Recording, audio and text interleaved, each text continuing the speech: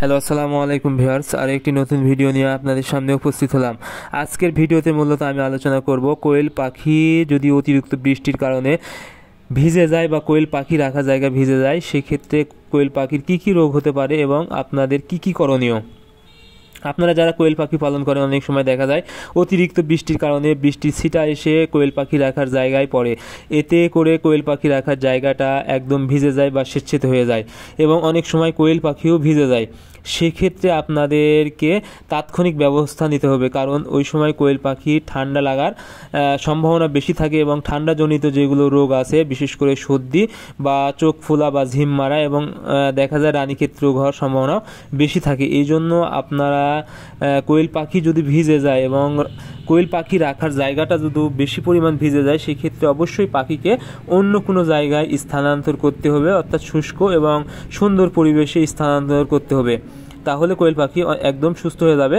আর যদি অল্প পরিমাণ ভিজে অর্থাৎ স্যাঁতসেঁতে ভাব হয়, সেক্ষেত্রে তুষটা আপনারা অবশ্যই পরিবর্তন করে দিবেন এবং শুষ্ক এবং একদম ভালো মানের তুষ আপনারা সেখানে ব্যবহার করবেন।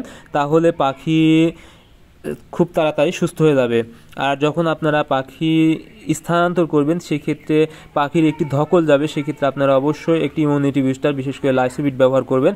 আর পাখি যদি ভিজে যায়, সেক্ষেত্রে একটি ঠান্ডার ডোজ করে দিবেন। সেখানে আপনারা ব্যবহার করতে পারেন হচ্ছে ইউরোকট 1 গ্রাম 1 লিটার পানিতে। যেহেতু এগুলো ছোটো পাখি, সেক্ষেত্রে আপনারা 1 গ্রাম 2 লিটারে ব্যবহার করতে পারেন এবং ডক্সিভেট 1 গ্রাম 2 লিটার পানিতে ব্যবহার করবেন 3 বেলা 3 থেকে 4 দিন। তাহলে আপনাদের পাখি একদম সুস্থ হয়ে যাবে। আর আপনারা যদি একটু জ্বর মনে হয় অর্থাৎ ঝিম মারে, সেক্ষেত্রে অবশ্যই ফার্স্ট ভেট 1 গ্রাম 1 লিটার পানিতে ব্যবহার করবেন। তবে আপনাদের পাখি যদি ভিজে যায়, সেক্ষেত্রে পাখি রাখার জায়গাটা অবশ্যই পরিষ্কার পরিচ্ছন্ন রাখবেন এবং শুষ্ক রাখবেন।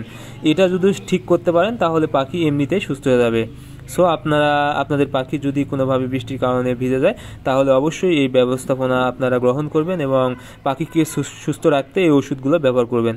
ধন্যবাদ সবাইকে, আল্লাহ হাফেজ। আর আপনারা আমাদের পরবর্তী ভিডিও পেতে অবশ্যই আমাদের চ্যানেলটি সাবস্ক্রাইব করবেন।